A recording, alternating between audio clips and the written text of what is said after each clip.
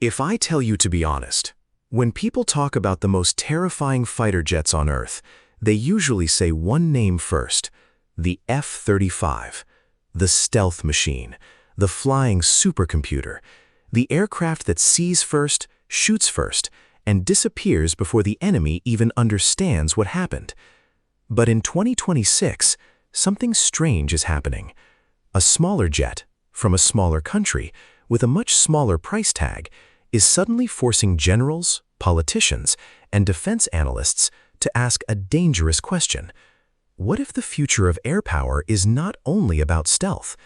What if the real winner is the fighter that can survive when the air bases are destroyed, the runways are cratered, the supply chains are broken, and the war becomes ugly? That fighter is Sweden's Saab Gripen. And right now, the Gripen is no longer just a clever little jet from Scandinavia. It is becoming a serious geopolitical weapon. For years, the Gripen was treated like an outsider. People looked at it and said, small jet, one engine, budget Air Force, good for air shows, maybe good for patrols, but not a real giant killer. And honestly, that was the mistake. Because Sweden was never trying to build an American-style monster. Sweden was building a fighter for a nightmare scenario, a war against a larger enemy, where the first targets would be air bases, fuel depots, command centers, and runways. In that kind of war, the question is not which jet looks most advanced on paper. The real question is which jet can land on a road, refuel fast, rearm fast, hide in the forest, and take off again before the enemy missile arrives. That is where Gripen becomes dangerous, and now Ukraine may be about to prove it. According to the latest developments, Ukraine is moving toward acquiring Gripen fighters from Sweden. The plan includes new Gripen E/F aircraft and older Gripen C/D aircraft as support from Sweden. This is not just another arms deal. This could become the first real high-intensity test of the Gripen concept against the exact kind of threat it was designed for: Russia. Think about that for a second. For decades, Sweden prepared for the possibility that Russian missiles could hit its airbases. So instead of designing a fighter that needed perfect runways and massive support systems, Sweden built a jet that could survive in a broken battlefield. Road bases, dispersed operations, small ground crews, quick turnaround, low maintenance, and fast redeployment may sound simple, but in modern war, simplicity can become deadly. A fighter jet is not powerful only because of its radar or missile. It is powerful when it is available. A jet sitting in a hangar waiting for maintenance is not air power. A jet that needs a perfect airbase is not survivable air power. A jet that needs a huge support system may be impressive in peacetime, but vulnerable in a missile war. This is where the Gripen philosophy hits hard. It is not trying to beat the F-35 at being an F-35. That would be foolish.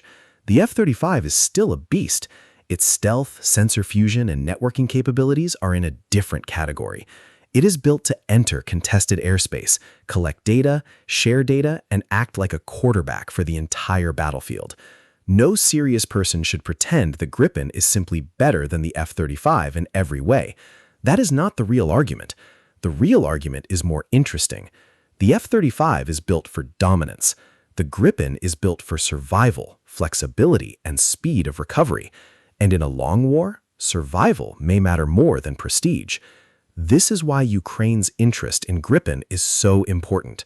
Ukraine does not operate in perfect conditions. Its airfields are under threat. Its pilots face Russian missiles, drones, glide bombs, and powerful ground-based air defenses. In that environment, a fighter that can operate from highways and hidden locations is not just useful, it is strategic. Now add the Meteor missile. Gripen with Meteor gives Ukraine a longer air-to-air reach. That matters because Russia has been using aircraft to launch devastating glide bombs from distance. If Gripen can force Russian aircraft to stay farther away, even without winning total air superiority, it can still reduce pressure on Ukrainian cities and frontline positions. And that is the key. Gripen does not need to magically destroy the Russian Air Force to matter. It only needs to complicate Russia's calculations.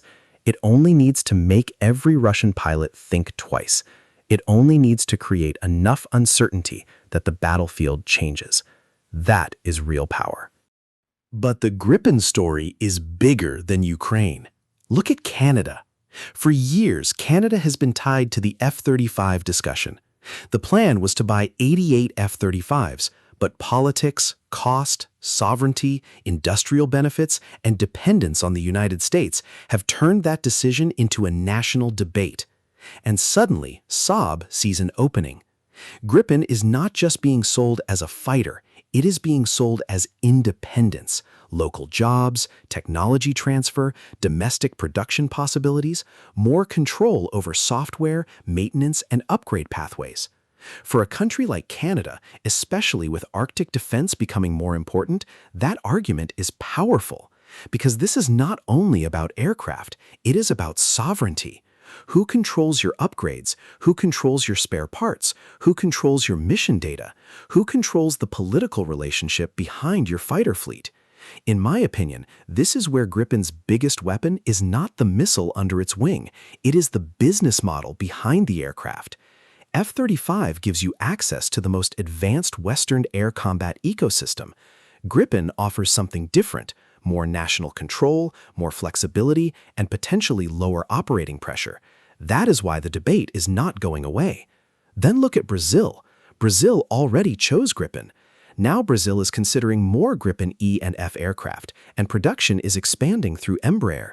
This matters because Gripen is no longer just a Swedish aircraft exported to customers. It is becoming an international industrial platform.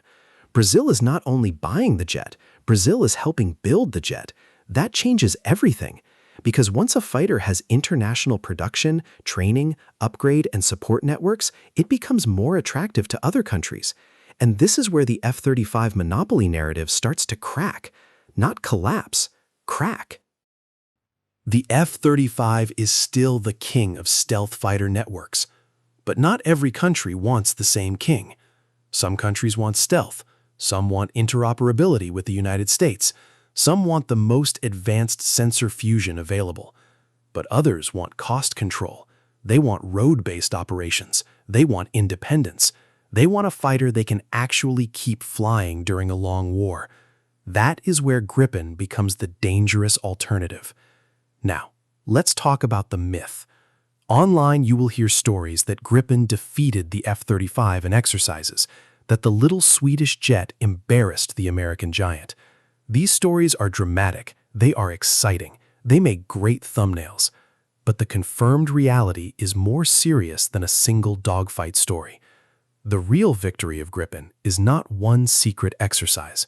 The real victory is that in 2026, serious countries are looking at it not as a cheap backup, but as a strategic answer to modern war. That is the shockwave. Ukraine sees a jet designed for dispersed survival. Canada sees an option for sovereignty and industrial control. Brazil sees a platform it can build and expand. Sweden sees its defense industry stepping into the global spotlight. And the world sees something uncomfortable. Maybe the most expensive jet is not always the most practical answer. Maybe the future is not only about who has the most stealth. Maybe the future belongs to the Air Force that can keep fighting after the first missile strike. That is why the Gripen matters. It is not a toy. It is not a budget compromise. It is a warning. A warning that smart design can challenge brute force spending.